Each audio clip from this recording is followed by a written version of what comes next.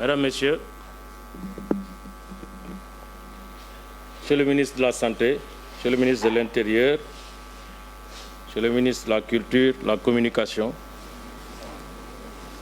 chers acteurs et usagers de la route, la pandémie de la Covid-19 a permis de mettre en lumière la vulnérabilité de notre système de transport public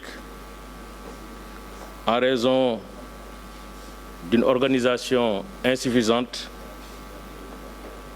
d'un déficit de professionnalisation des acteurs, de la concurrence déloyale, entre autres. Ces facteurs ont été très tôt perçus comme un risque élevé de propagation de la maladie à travers notre système de transport. C'est pourquoi des mesures fortes ont été prises à partir du 24 mars pour contribuer aux côtés du ministère de la Santé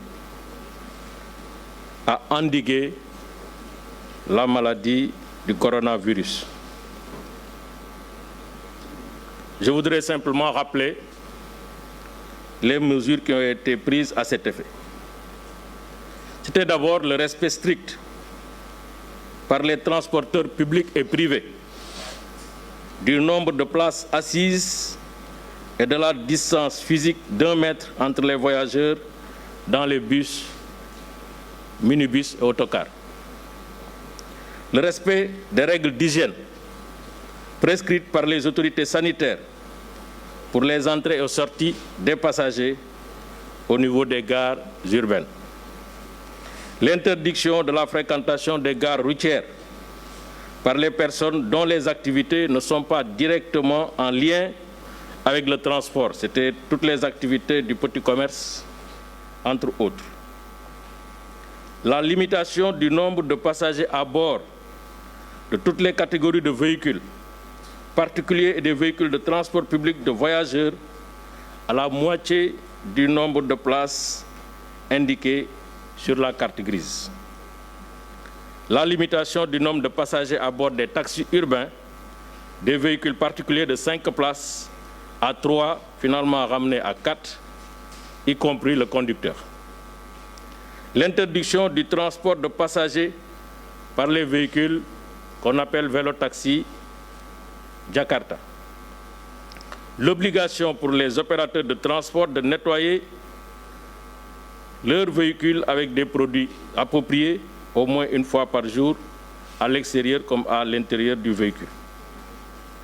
Ces mesures ont très fortement contribué, à côté de celles qui ont été prises par le ministre de l'Intérieur sur les directives du président de la République, son Excellence M. Macky Sall, à endiguer très fortement la propagation de la maladie au Sénégal, qui est aujourd'hui principalement sur 3 régions, Dakar, Thiès, Diourbel. Dès le message du 11 mai 2020 de M. le Président de la République sur l'assouplissement nécessaire de ces mesures, mais aussi la reprise des activités économiques et sociales au Sénégal, le ministère des Infrastructures et des Transports terrestres a très rapidement compris qu'il fallait mettre en place un processus d'assouplissement de ces mesures au niveau du ministère. Donc, suite à ce message, une atténuation déjà des mesures a été prise en autorisant le transport de vélos Jakarta, de vélos taxis, mais aussi en atténuant un peu les mesures restrictives sur le nombre de places au niveau des moyens de transport. Et ce processus nous a permis déjà, dès le 2 juin passé, d'ouvrir les services de transport routier qui étaient fermés. Tout le monde sait que depuis mars, tous les services de contrôle technique, mutation, carte grise, remplacement de parc, etc. ont été fermés. Donc le processus nous a permis d'avoir un plan de reprise de nos activités. Ce plan a été mis en œuvre le 2 juin passé à la satisfaction des citoyens du Sénégal. Ce même travail de processus a été engagé pour nous permettre de reprendre les activités de transport. Et c'est heureux que lors du Conseil du 3 juin, donc hier, que le Président nous a instruit, après avoir validé le plan de reprise que nous lui avons présenté, de travailler en partenariat avec le ministère de l'Intérieur, le ministère des Forces armées, le ministère de la Santé, pour que la reprise nécessaire au niveau du service de transport se fasse de manière concertée, sécurisée, parce qu'il s'agit d'assurer la fonction contributive du transport auprès de la reprise des activités économiques. À cet effet, nous avons décidé de prendre à la suite de la mesure de reprise des activités, qui très certainement va se faire à partir de dimanche à 5 h du matin, sur la base d'un arrêté que le ministre de l'Intérieur va prendre, de mettre de nouvelles conditions de déplacement des populations, tout en garantissant bien sûr le respect des règles édictées par les autorités sanitaires afin d'endiguer davantage la propagation du virus. Quelques mesures et modalités d'ouverture des transports interurbains. Les gares routières seront principalement autorisées à fonctionner. Les gares routières ici à Dakar, de Rufisque, et la gare routière des Bourgs Maraîchers, qui sont les gares routières interurbaines et les gares urbaines officielles. À côté de ces gares, nous avons fait un inventaire de ce qu'on appelle les horaires, qui sont les horaires connus. Cet après-midi, nous aurons l'occasion de travailler avec les acteurs à fixer et identifier ces horaires pour leur permettre aussi de faire le travail. Donc les gares vont officier ainsi que les horaires sur autorisation du ministère des Transports. Tous les transporteurs sans exclusif sont tenus donc d'organiser les départs et arrivées de leurs véhicules à partir des gares et horaires identifiés à cet effet. Et pour la région de Dakar, c'est la gare des Bourgs Maraîchers et la gare de Rufisque qui vont servir de gare officielle, ainsi que les horaires qui seront recensés au niveau de la région de Dakar.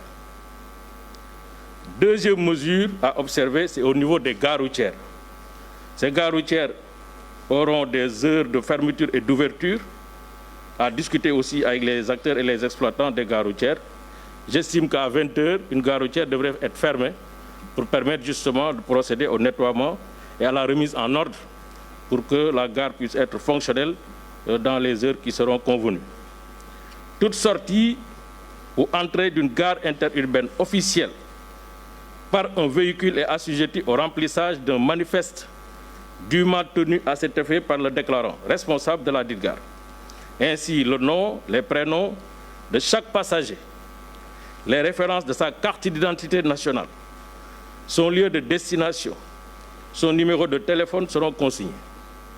Le gestionnaire de la gare devra s'assurer de la bonne tenue du manifeste qu'il présentera immédiatement sur demande des autorités habilitées.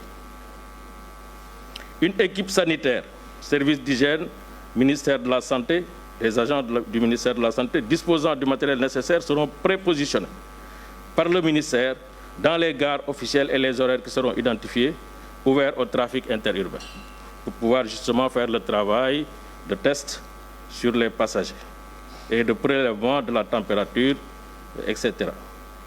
L'exploitation de la gare et le responsable de l'équipe sanitaire seront tenus d'informer immédiatement l'autorité administrative et sanitaire territorialement compétente du lieu de destination du véhicule en cas de découverte de cas suspects ou en cas de test éventuellement considéré ou déclaré positif sur un passager. Pour ce qui concerne les transporteurs, nous aurons une réunion tout de suite vers 17 h pour encore consigner les obligations devant leur permettre de procéder à la reprise de leurs activités. Mais avant tout départ, les conducteurs, je le rappelle, ont l'obligation de nettoyer, et ça aussi c'est une mesure qui est en vigueur, nettoyer, désinfecter les véhicules avec les produits appropriés avant d'accueillir à son bord des voyageurs. Ils s'assureront du lavage des mains des usagers et de l'utilisation des gels hydroalcooliques ainsi que du respect du port systématique du masque dans les moyens de transport. Ça aussi c'est une mesure qui reste en vigueur. En ce qui concerne les voyageurs, il est tenu d'observer tous les règlements administratifs et sanitaires en vigueur dans les gares routières et dans le secteur des transports routiers en général. Il est tenu de se soumettre à l'opération de prise de température organisée avec l'appui des services du ministère de la Santé. Le ministère recommande fortement aux populations d'éviter les déplacements non essentiels, particulièrement les personnes qui présentent des symptômes de la maladie du coronavirus. Pour nous permettre de réussir la reprise projetée vers dimanche, le président de la République, en Conseil des ministres d'hier, a pris des mesures d'accompagnement de la reprise, qui doit être une reprise sécurisée, une reprise performante, qui garantit la sécurité des usagers, qui garantit la sécurité du personnel de transport. À cet effet, la mesure principale qui a été prise consiste à allouer un appui financier direct aux acteurs. Je rappelle que dans le cadre de l'appui financier au secteur impacté par Covid-19, à travers le Fonds Force Covid-19, le président de la République avait décidé d'accorder des montants au secteur.